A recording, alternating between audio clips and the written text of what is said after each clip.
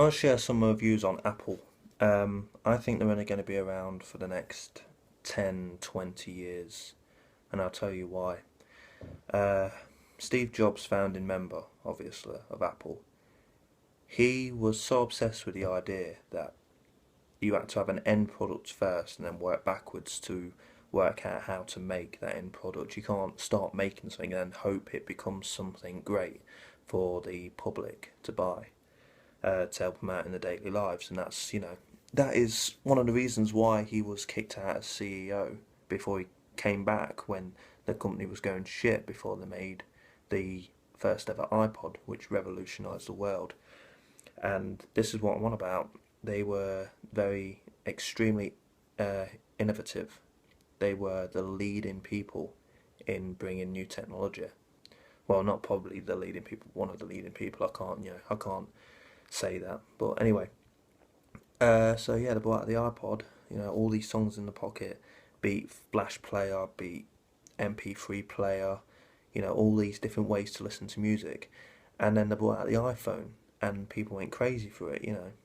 You can say I'm not really an Apple fanboy. I like Apple. I'm recording this on an iPhone 5, but I'm not really an Apple fanboy. I like Apple. They're good. Some of the stuff they do, I can't be arsed with it. Uh, but I wouldn't be like a complete obsessed Apple fan. But I'm just this is why I'm making this video. Otherwise, I'd be supporting Apple, saying no, they're doing all right.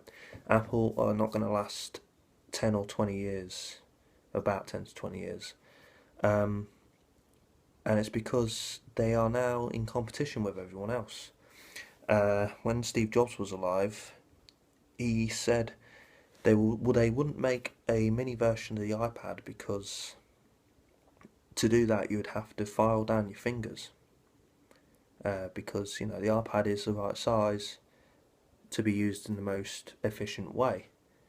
And then Steve Jobs dies, Tim Cook takes over and leads the designing and the creating of the iPad Mini. And he goes on stage with an iPad Mini with friggin' filed down fingers because of it.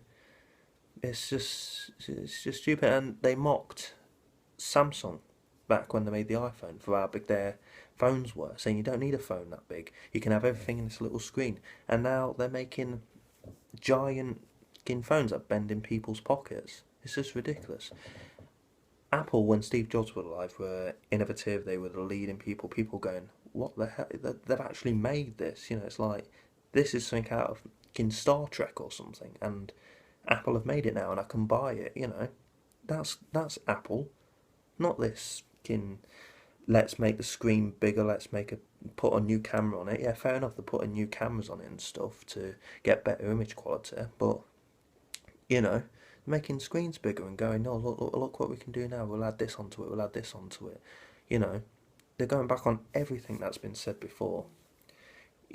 For Apple to be the same way that they were before would be like to make a phone that's a friggin' hologram. Like you have the phone there and it goes, when you can search through the air and stuff like that. And people will say, "Oh well, you can't do that." Well, it's like that's what Apple stood for. They made something that made people went, "Whoa, what the fuck's going on here? This has actually been made." Sure, it'll be very hard to do, but that's what you do. That's invention. You won't get there straight away like that from iPhone to something like that, but gradual process steps. But making the same thing that we've got bigger when before you mock someone for doing it, that's just stupid. So how the hell are you going to survive? You're basically making what we've already got over and over again and competing with other fucking people. That's why Apple ain't going to survive for 10 years or 20 because of not being innovative. Rant over.